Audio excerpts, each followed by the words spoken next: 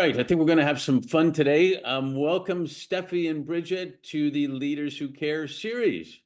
Thank you. Hi, thank you for having us.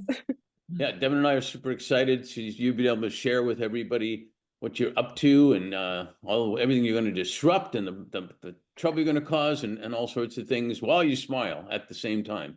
Yeah. No, so best place to start. People know Deb and me, but the best place to start is if you could each briefly introduce yourself. Don't get into the what you're doing right now and all that, but just like where you're from originally, where you are now, but your family, things like that, and would be really cool. Even something you've never told anybody, and you want to, share it with the world right now. That would be kind of Deepest secrets. So, Bridget, why don't you go first? All right, well, hi, my name is Bridget Engstrom. I am a 16-year-old senior in high school. I am originally from Redmond, Washington, and I am currently still here, loving it. It's gray and gloomy, it's great. And something I've never told anybody before, like, this is nice because I only talk to my family, so general public, I've never told. Unhealthy obsession with Batman. Like, absolutely love him. I got shoes in my closet, so, oh yeah. You're epic. You got his shoes? They're little pink Batman Converse. You're awesome. Nice. All right. That was a good segue. What do you have in the closet there, Steffi? Yeah, Oh, Steffi. nothing is cool. I don't have cool Batman shoes, but that's okay. But anyway, yeah. Hi, I'm Steffi. I'm a college senior at the DigiPen Institute of Technology, and I also live in Seattle. I live with Bridget. I'm her sister. Um, I tell everyone everything about me because I'm an oversharer. So I guess that's my public secret. I'm an oversharer. Sorry. And tell us about you have siblings. Tell us about your family. Oh yeah. Yeah. We have two really cool younger siblings that are 11 and 12, and they're like in middle school and like the last year of elementary school, which is insane. And your mom and dad, and you have a dog. Oh yeah. Bridget, I'll let you take that one. Thank you. I'll start with the pets because you might hear them actually in the back. We have two cute little cats. One's really chubby and one's really skinny, so they're really sweet. And our mom is actually in her home office right now, so she hopefully isn't being annoyed too much by us. And to completely make the tone upsetting, our dad did pass away. So there's sorry. I You deal can't with it laugh by through that laughing. thing. So I know I can't, but Oh, that's cool. That's cool. So I guess we wanted to ask you this, like, now that you're big kids plus plus, what were you both like as little kids? I mean, separate and together. Steph. Well, I was a very talkative kid, kind of how I am now. And I always was happy to be like the supporter of Bridget. Even when we didn't get along as like little kids, I was like, I'm cool, like holding the curtain open for you when you go do your really cool thing on stage and all that. Like, that was always kind of how we operated. Like, Bridget would come up with all the really cool ideas. I'd be like, okay, how can I help? Or like with dolls or whatever, she'd be like, just hold it. Like, I'll talk about it. So I would say that aspect hasn't changed, but I have got less annoying over the years, which is good. So see, she's laughing because she agrees. Yeah. Bridget. Well, yeah, like Stevie said, we didn't really get along when we were younger, but COVID actually really brought us together because we were stuck with each other, so there wasn't really a way to like escape. So we got super close in COVID, and we had our little, like she said, she would always like be on the technical side, like she does Photoshop and art, and I'd just kind of be like idea girl and be like, I want you to make me a princess, or I want you to play dollies with me. So it was really fun that we kind of worked together as a team. And again, through COVID, when we were like stuck at home, we got to just explore a bunch of new artistic ideas, and that really like made us actual friends. So that was nice. Not to brag, we even renovated a room or two of our house, and that also brought us closer together, hauling carpet out to the dumpster. Really, so really big close to a person. Well, when I lived in Montreal when we were younger, me and my cousin used to go to I miss basements a lot because we don't have any in California. But we used to do like Charlie Chaplin skits where we played hockey down there, or we did all sorts of stuff. Did you do crazy things, different things like sports, theater, playing with you, with your younger Well, sisters even, or siblings? for me, again, I was a big doll kid. Like I had a bunch of dolls when I was little, and a big thing, at least with my little siblings, that went on for like 6 years is as we kept like accumulating toys, like every birthday, every Christmas, we'd get new toys, we'd add these characters into this like huge ongoing story where like this band of our dollies have to like save the world time and time again. And we called it the mix game, and we had like 6 seasons of it. So that was like the It's big crazy. thing for me and my little siblings. Um, and then when me and my sister were like really little, we would beg our dad to like make us costumes because he had this like big sewing machine. So we dressed up as Batman and Hawkgirl and Wonder Woman, and we'd paint our faces blue and be like the Navi from Avatar. So we were really like, we have to be different characters. We'll watch movies, we'll play with dollies. Not very much sports kids. Our mom tried so hard to get Yeah, us our into mom like did try really tennis, and we hard. would just be like, no. So, Yeah, our so mom yeah, it was was all super about the sporty movies. growing up, but we're not. We're a little disappointing, but that's okay. So what's interesting, Dev, and we'll get to the next segue that you want to talk about is that we always find a thread about what you were like as a kid and how it ends up going forward one way or another, sometimes right away, sometimes later. And what you just said, I think is gonna prove that. But pass it to you, Dev. Yeah, we can clearly see like where you guys started to, gain that passion for specifically animation. Uh, but like, when did you really? I mean, as you said that you enjoyed watching movies and stuff. So like, was it at that point you guys really fell in love with filmmaking, and then actually thought about it as something to pursue? I mean, it sounds like it was just organically happening at the beginning, and then was there like a moment where you're like, oh, I want to pursue filmmaking?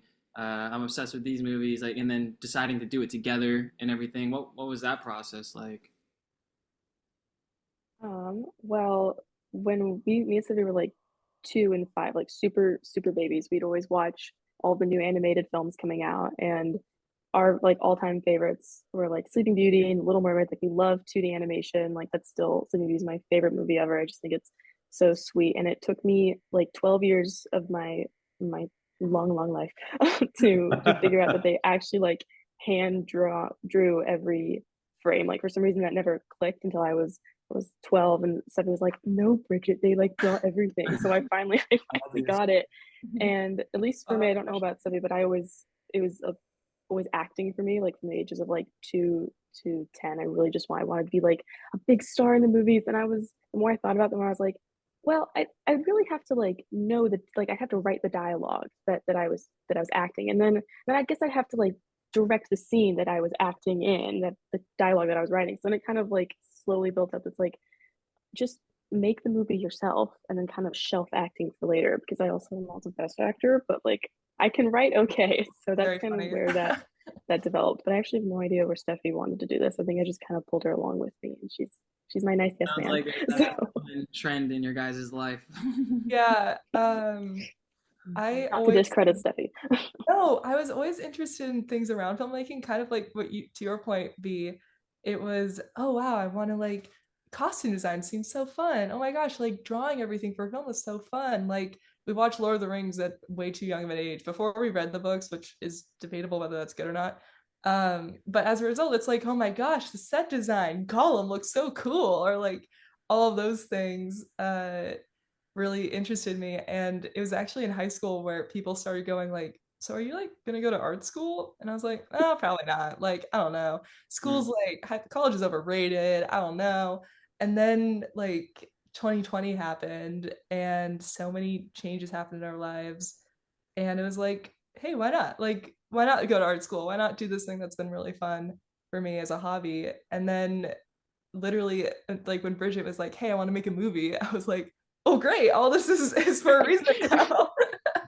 Would uh, you say that like, because it sounds like you guys are interested in so many of the different, facets of filmmaking. So would you say that it was at this point when Bridget was like, let's make this movie together, that you guys like zoned in specifically on nostalgic 2D animation?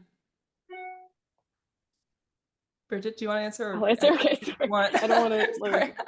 talk over people.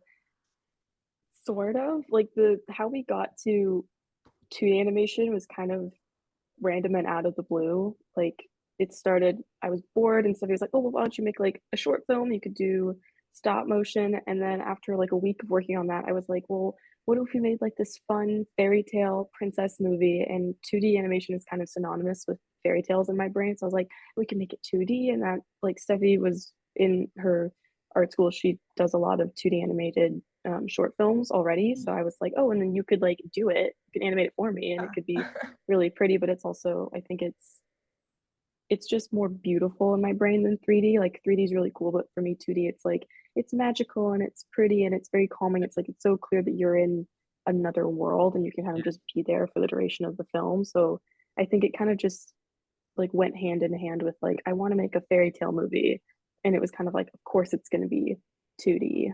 If that Yeah, answers the totally. question. And like I totally agree with you guys. Like I'm not like I'm gonna be transparent. I'm not like absolutely insanely into animation, to the point where I know all the the best films and best animators out there. But I grew up like we talked about on Disney and all those films that were 2D until, was it like Toy Story that they started to make it 3D, I think. Toy Story was when they started to make it 3D, but their last 2D film was in 2009, I believe. Okay. Wow, that's so long ago now. What the heck? Wow. Yeah. But yeah, you're right. It is like nostalgic is the perfect word for it. And I was like thinking about it more and I'm like, is it nostalgic because that's just like what I grew up with, what we kind of grew up with? Or like is it nostalgic for other reasons? And like I haven't really like I love good animated films, but I haven't really thought too much until recently about the differences between 2D and 3D. And I'm just learning how, of course it's nostalgic because there's so much more detail in 2D. There's so much more of like a personal touch and frame by frame, and it just Yeah. like the 3D, a lot of the stuff just kind of looks the same. Well, and personally, Yeah. it for me is it represents a nostalgia for like simpler times, Mhm. especially like for our generations. It's like, oh, like what was it like before like It's phones were everywhere? And like we're watching a fantastic 90s show that I won't name because we're just going to then go on a rant about it.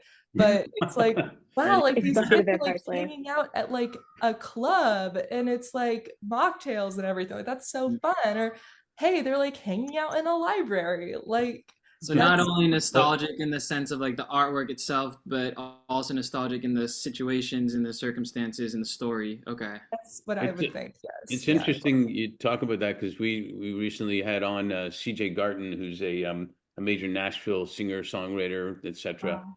And he's brought back basically old school country, country music type of thing way back. And I mean, it's music versus animation, except for the same reason. He's Yeah. he loves what's going on back there, and there's a lot going on now in the world about learning about our ancestors and all that, and what we're going to learn this year with from technology and whatnot. So it's the right time, I think, Yeah, I think. for what you're doing. I did want to ask you. So you're a rising senior at Well, that's new. I actually am a senior now. I need to update all that. we're a But senior. That's like an air conditioner, senior, air yeah. conditioning. At DigiPen Institute of Technology. And Bridget, you're approaching graduation right soon, high school. Way to go. Thanks.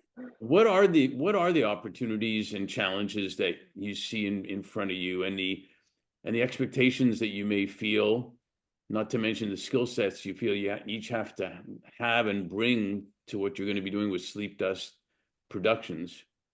Mhm. Well, I'll steal the first soundbite then, B, if that's okay. Yeah. Uh, Personally, if I was graduating as an animator, I would feel terrible right now because the industry has been shaken up quite a bit in the last few years. Um, that being said, going into it as a business person, I think there's a huge opportunity to get a lot of money right now and get a new platform for everything. So in that way, I feel really excited for the next few months and the next year. And I really want to work with all the other animators that I'm graduating with and give them an opportunity to like make money and get paid properly and live where they want to live. And I'm saying too much, my apologies. But No, that's cool. I kind of get it. There are opportunities. There's always opportunities and challenges, and it'd be interesting to hear how you would differentiate yourself skill sets wise, both of you, to differentiate your production company. I I'm think very confident. to sum it up, yes, confidence. But I think since me and Steffi, for the longest time, it was just the two of us talking back and forth. And once we'd have like a fully developed like idea, we would then take it to our friends and talk about it. We're such a small, like little company. We are a company. We're a small company. That it's very easy for us to not lose the like the moral and the key of our story. Like so many times you'll see like there's like production companies, films will start with a great idea and then it kind of just gets diluted. Like, oh, this is really popular right now. Fans want this instead of this, or it's a remake and it doesn't have the same heart as the original. So I think we really benefit from being like tiny people who get to like do what we want. Like we have this vision, we have this mission, and we feel very confident that we can produce the piece of media that we want to. And the You know, really but cool thing about having such a small team that is logistically the most helpful thing for our company is it saves a lot of money. Like That too. we can do a lot more for a lot less. And so far that's been proven to be true. It's all of our guesstimates and ideas for where we'll be in whether it's a time milestone or a funding milestone is has been accurate. So that's the really cool part is we can do a lot with a little. well, it's interesting because there used to be a commercial about this, but there's always a thought process in the marketing world or the advertising world. They always show the huge advertising companies wondering what the little creative company is going to do, and the little creative company is thinking, man, I wonder what the big company is going to do. But the little one can actually be nimble and be more creative and do things fast, whereas the bigger one often can't. So, yeah, Makes it's sense. great what your thoughts are on that. Yeah, that makes sense because it's like less commercialized. You can kind of be more specific. You can choose your audience, right? So, Uh, like, I like you guys talk about like working together in a small, intimate like setting. But I'm curious to hear like what is your experiences and like feelings towards like working. I know you like working with a small crew to get things done and be as financially savvy as possible. But what are your experiences working with other actors and crew and investors and friends or anyone else involved? yeah. Well, right now, over the last year, I've been sending the script out to my friends and my voice actors because two of them are they're screenplay writers themselves, and everyone's been super helpful with feedback. So it's been really great for me to learn how to take feedback, how to pick it, sift through it, like what do I want from it, and kind of just um, again hone the idea of what we want, but also being collaborative with other people. Like one of my voice actresses, she wrote a poem for one of the characters, and that got written into the script. So it's just been really cool to see how, although we're small, how like collaborative we can be and Yeah. how many people have contributed to the idea already. And it's kind of helped me write the story because I have myself been talking to investors and finding voice actors and getting some no's and having to say no myself. I've been able to kind of like branch out myself and learn that it's like you can kind of say whatever you want. You're not like, don't be embarrassed about it. Like it's fine. Like you can stutter, you can say the wrong thing, and it's going to be okay. So I think that's been a great learning experience and help develop this story that we want to tell. But overall, it's like been super positive. Like again, a lot of the we talked my one of my producer, she introduced us to a friend, and he was like don't trust anybody. Like everyone's like evil, and I do believe him, sort of like. But I'm like, but everyone I know, they're so nice. They're like, oh, I can't wait to get in the studio. I can't wait to read the next version of the script. So I'd say like my experience working with investors and voice actors and my friends who haven't told me that I'm crazy, it's like and all positive. So yeah.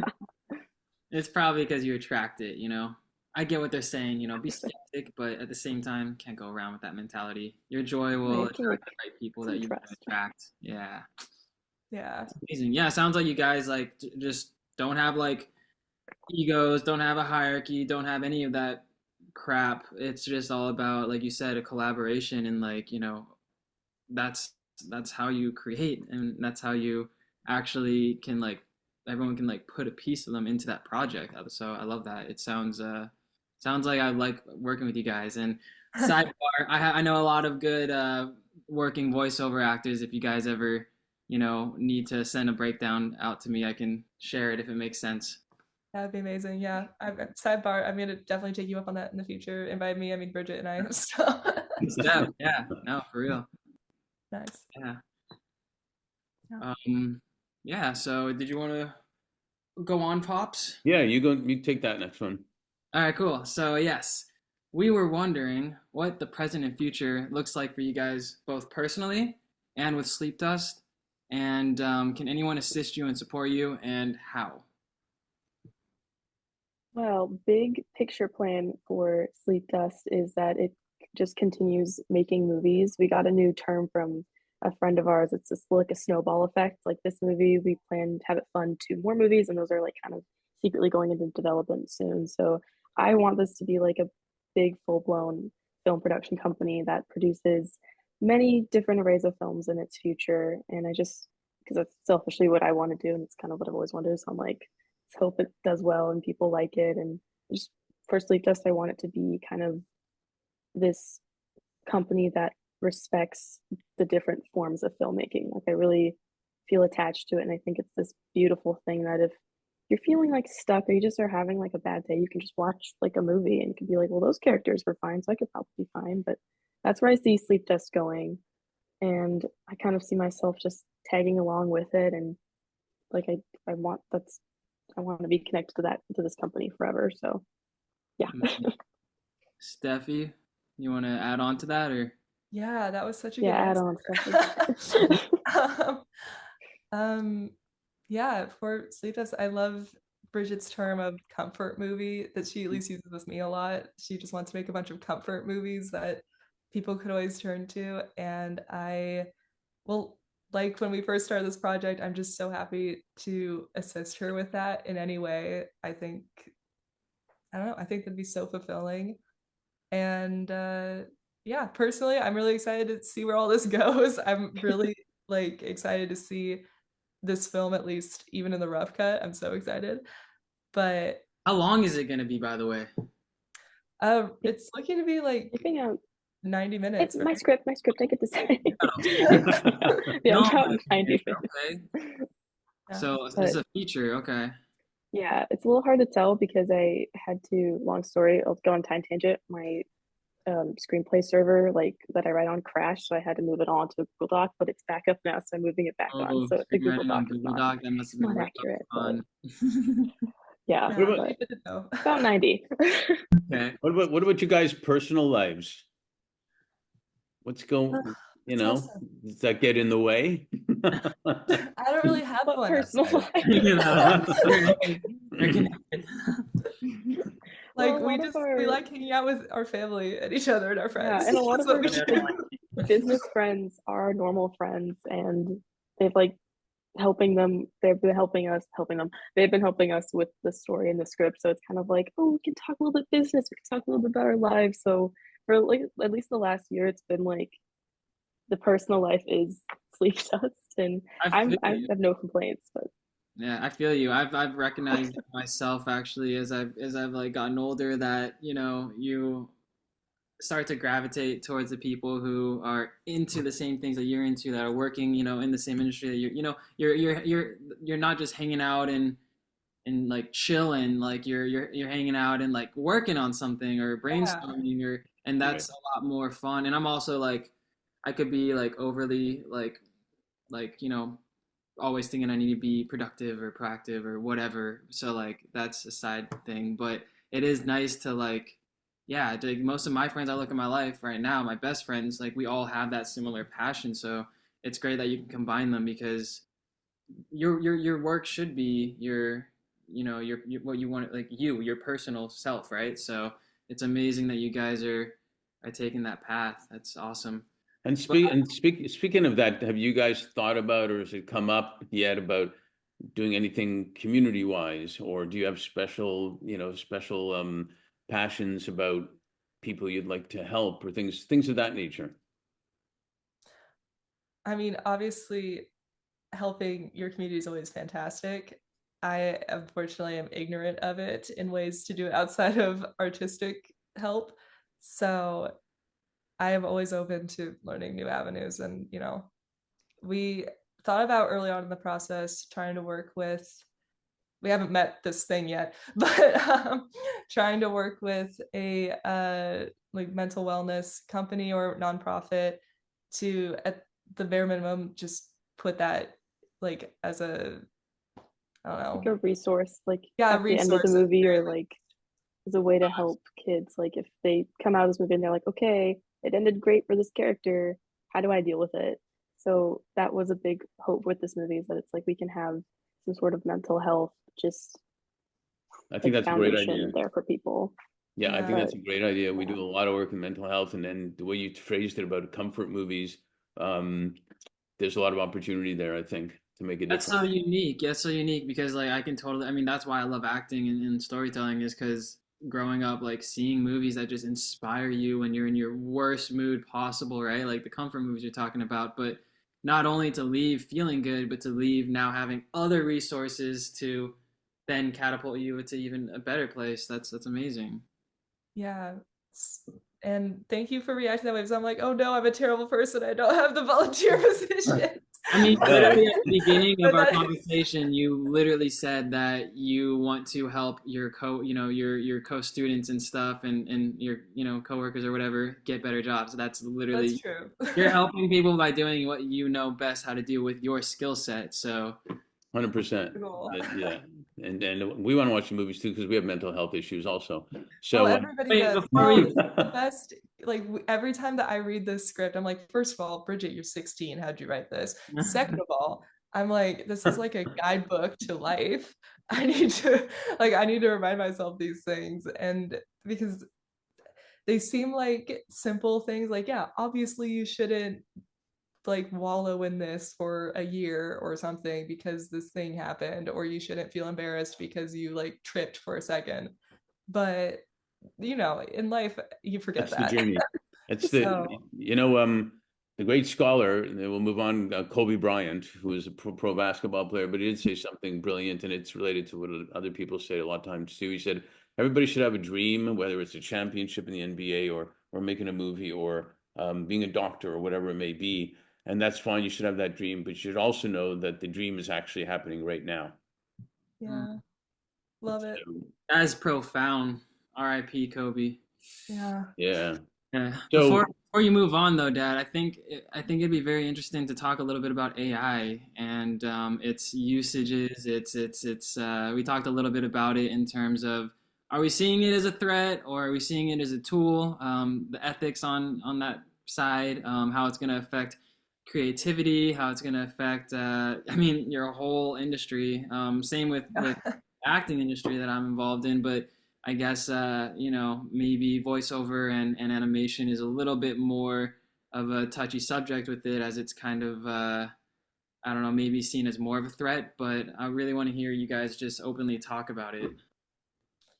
Yeah, on our last conversation that we when we talked about the voiceover, that didn't even occur to me, and then I was kind of just like thinking about it after, going like, that is kind of terrifying that your like entire like job, like something that you love doing, could just not be needed anymore. And I think that's really sad. I don't necessarily like to the entire humanity. I don't see it as the biggest threat like Terminator, but like Yeah. I do think there are like places it's more helpful and places where it's like we don't really need it. Like again, I think I'm gonna get real artsy right now. I think movies are like such a big expression of humanity and who we are, and like you can see how they've developed, especially like back in like from like the 20s to the 50s. It's like everything was fun, and then the Great Depression happened, and then war happened, and then we're kind of being happy again. So I think it's a really big like just like fantasized cool telling of life, and I think to keep AI out of that, it would be for the best, because then we can still be creative in our own way and it can still reflect the world at the time. I do think it can be used as like a tool, like a screwdriver. Like use it like that, but don't be like, I want to make a whole movie and it's going to be all AI, the script, the actors, everything. I think that's a little like, I think that's a little honestly That's like intense. useless, but It yeah, strips it's like the a little bit strips the humanity from it, like you were saying. It completely yeah. strips the humanity of it, no matter how great AI turns out to be.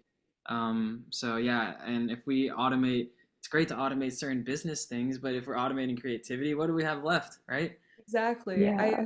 I'm sad that AI is taking or threatening to take all the fun jobs. Like everybody wants to be a voice actor and draw and like be creative. Like that's so fun. I mean, I'm I, sure that some really smart like finance person finds like automating numbers terrible too, but I don't know. That seems like it's uh, better to have AI help with. I think there will be a lot of jobs eliminated, but I also think people notice authenticity and watching a movie together, singing together, whatever things of that nature that are going to come to the forefront. And it might be the biggest time, and it's obviously dangerous, but it might be the biggest time that people could actually end up doing more of happy stuff than working stuff. And that's what tech was supposed to do in the first place. And this may now actually happen. And it could even be doing gardens for schools or more teachers or more caregivers or things like that that people can't do now for Yeah. various reasons. So there could be some real positive things that happen. However, I will say in LA, they always say leave them wanting more so we can do a sequel. So we may have to do that here, leave them wanting more. But I wanted to ask you, we each want to ask you one part of a double question. You had 2020, the pandemic year. We've talked about that. It's already 2025. I know. One of my clients once said in 2021, he told me that 2020 was the year that flew by slowly, he told me. And it was a great line because it still feels like it was yesterday and years ago all at the same time. Yeah. But with all that said, one half of what I want to ask you is, what are you both most grateful for? I'll go first. I think just having that quality family time, like although we were all stuck together, like that's kind of how we exist now as a family. Like me and Steffi and Jack and Vivian, those are my siblings, we would just play all day. Like it would be like, oh, we want to take pictures and then Photoshop ourselves with this character. We want to play with our dolls. We want to dance around to music. Like we were very fortunate. We got a lot of family time and it just like we were already very close, but I think it brought us together and it was really great because we were kind of like we're all going to the same school, we're different grades, we're all going through our own things, and then to kind of like get a break from it and just like let's just hang out, like Yeah. chill, do whatever. No, So I we have think the that best was family. I an think that's upside, the but most cool thing. I'm so happy that we all love each other and like being around each other all Yeah, the yeah, because time. the pandemic could be a blessing or a curse. It could be a blessing if you do get along with your family. It could be a curse if you don't, right? Yeah. yeah, we're really lucky that Yeah. we all A lot, we all a lot Well, learned of to get along. It was great. a and lot of dogs and cats were taken on from shelters and whatnot, and they said that if you were single or whatnot, you got a companion. If you're married or have a family, the dog becomes the buffer between you each killing each other. So, no, that's great. You want to do the second part, Dev? Yeah, and then maybe you can start with this, Steph. Now that you talked about what you're most grateful for, what are you most hopeful for? oh, that's such an Very interesting ambiguous, but yeah. throw something at us. Um, I'm just most hopeful for the happy times that are coming to give an ambiguous answer. I don't think there's anywhere to go but up for like me and Bridget and everything. And I'm excited to see all the people that we get to meet and to talk to and hopefully impact in a good way. I I'm so excited to get to do what I love for work, hopefully. If it all works. It'll work. But Yeah, yeah, you guys are so talented. I saw a lot of your guys. I couldn't find you guys on Instagram, by the way. We got to connect oh that way. sorry. I did see you It's guys. good. I did see a lot of your guys' designs on art design. Is it called Art art? station? But before we do that, I want to hear what Bridget's hopeful for. My bad. yeah, my hopes are important. They're so important.